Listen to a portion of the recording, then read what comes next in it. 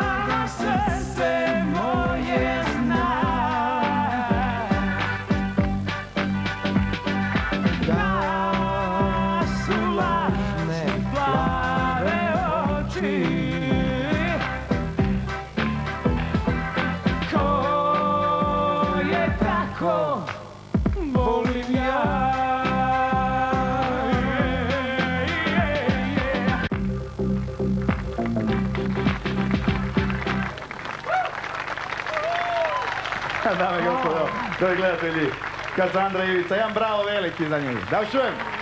Tako je. Bravo za Ivicu, ali tako, Kasandra? Ovo je čestitka Ivici za današnji rođendan. Od muzičke ekipe Bravo. Znači i moje čestitke, naravno, Ivica. Ako se smije pitati, ako nije, to malo, jeli, koliko godina to? Pazite, Ili neke pa ja sam bio...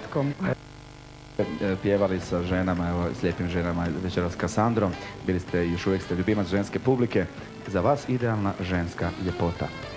Mene teško mi posle Sandre o drugim ženama, Kasandre o drugim ženama, međutim, hvala lijepo da ste rekli da sam bio ljubimac. Možda sam i bio, ali poslije dve unuke euforija je splasnula. Međutim, ako vas interesira, često me novinari pitaju kako to se danas moderno veli ono, ali ja vam mogu reći, časna riječ, najvjernije su sjede. Dobro, Šerpa je dosta pričao. Kasandra, što o Šervi još reći? Pa evo, kako ja nisam znala da je Šerpa već dida, i to da ima dvije unuke. Ono, ne? Dida ono. Ja mogu samo reći da nisam očekivala da su didi tako šarmantne. To se nismo dogovorili. Dobro.